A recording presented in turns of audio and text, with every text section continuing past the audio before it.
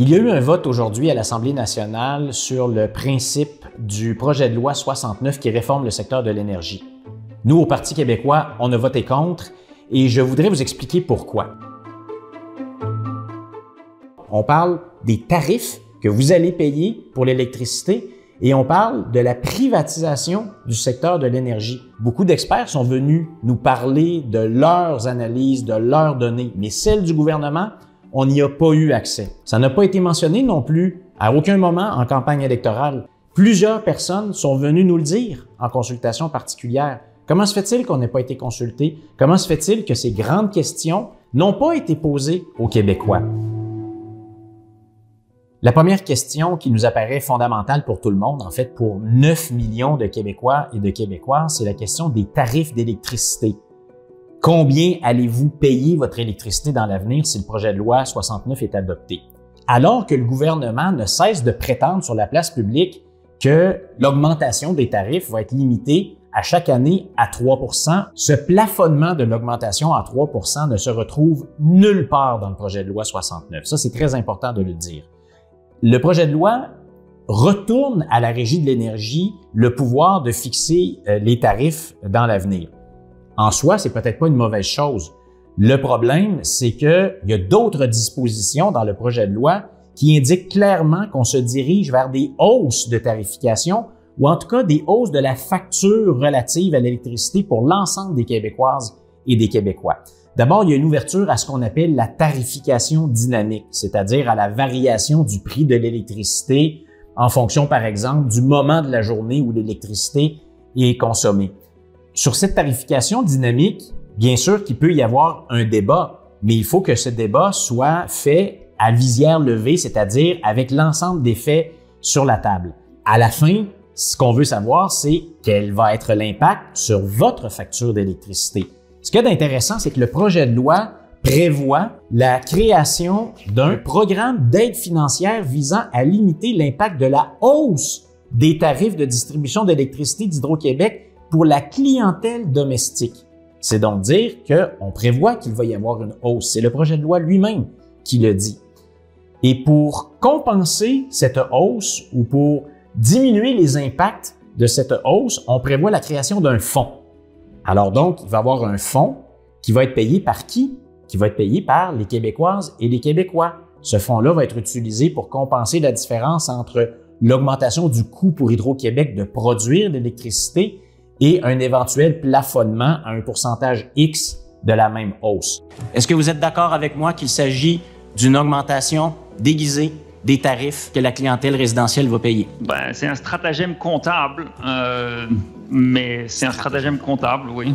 Ce que ça veut dire en termes clairs, c'est que ce soit directement sur la facture d'électricité ou que ce soit à travers ce fonds qui va être financé à même les impôts et les taxes des Québécois, ce sont les contribuables qui vont finir par payer plus cher pour l'électricité.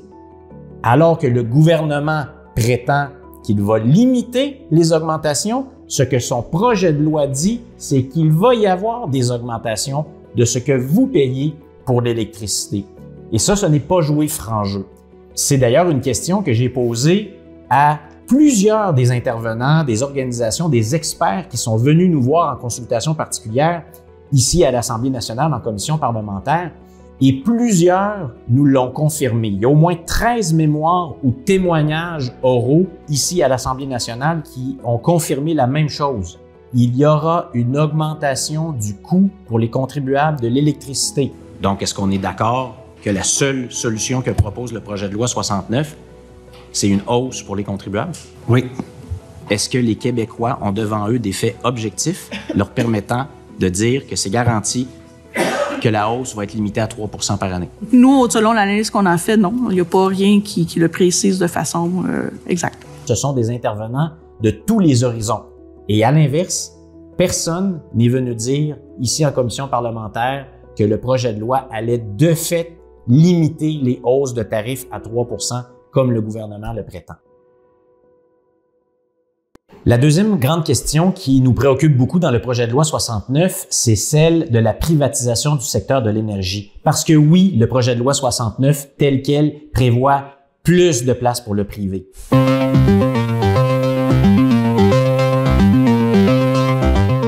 On le sait, c'est une richesse collective, l'électricité au Québec. C'est la colonne vertébrale de notre économie. C'est le sang qui irrigue, en fait, tous les secteurs publics, de l'éducation au transport, en passant par la santé. C'est grâce à ces revenus-là qu'on donne des services aux Québécois. Et c'est une richesse collective aussi parce qu'on l'a bâtie, on l'a construite avec nos taxes, avec nos impôts, avec l'intelligence des Québécois et des Québécoises, avec la force de nos bras. Et aujourd'hui, c'est devenu une grande fierté. On est devenu un géant en matière d'énergie. Alors, est-ce qu'on est en train de s'attaquer à ce modèle? Le projet de loi 69 prévoit des ouvertures à la privatisation à plusieurs endroits. D'abord, à l'article 38, on autorise les entreprises privées à produire et à vendre de l'énergie à d'autres entreprises privées. À l'article 83, on élargit les cas où l'État peut permettre l'utilisation des cours d'eau, ce qu'on appelle la force hydraulique, par des entreprises privées. Aux articles 115 et 116, on élargit les possibilités pour Hydro-Québec de vendre des actifs de production d'énergie à des intérêts privés, donc encore plus de privés. Des experts nous ont dit que si on adopte le projet de loi 69 tel quel, la part de production du secteur privé pourrait passer de 4,9 % aujourd'hui à 19 % en 2030.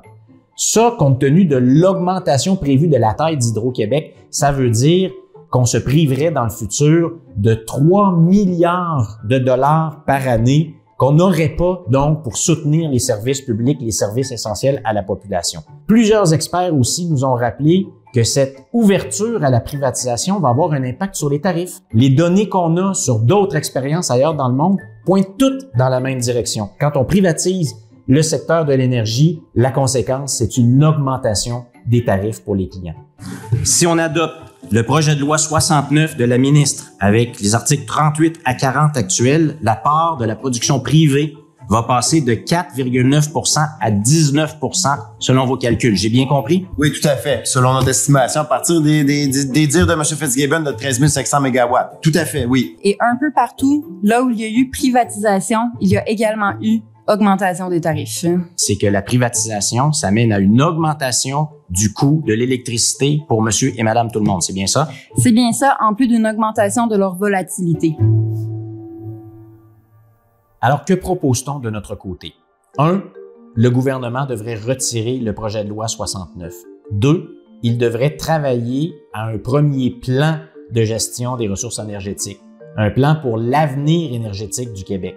3. Proposer ce plan-là aux Québécois pour qu'on ait un dialogue national. Ce dialogue-là va générer des nouvelles propositions, des nouveaux avis dont le gouvernement va pouvoir tenir compte pour modifier ce plan. Et 4. Proposer un nouveau projet de loi adapté à la vision dont on aura convenu ensemble. La nationalisation de la production d'électricité en 1962, ça a été un instrument d'émancipation, de libération du peuple québécois qui s'est affirmé à travers cet acte important dans notre histoire. En tenant compte de cette perspective-là, on sait mieux où est-ce qu'on veut aller. Nous, au Parti québécois, on le sait. Ce qu'on veut, c'est d'abord une planification rigoureuse avec une vision ambitieuse pour l'avenir énergétique du Québec.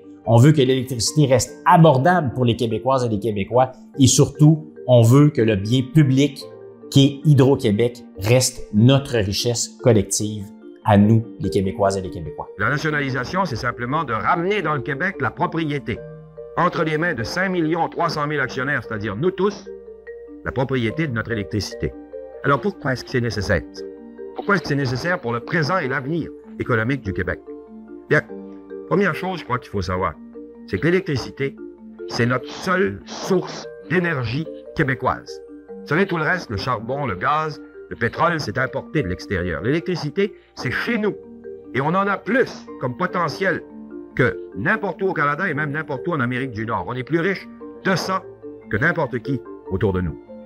Maintenant, l'électricité, comme vous savez, c'est la source de la lumière, de la chaleur, et c'est aussi le seul moteur chez nous essentiel du développement économique. C'est pour ça qu'on dit que c'est la clé.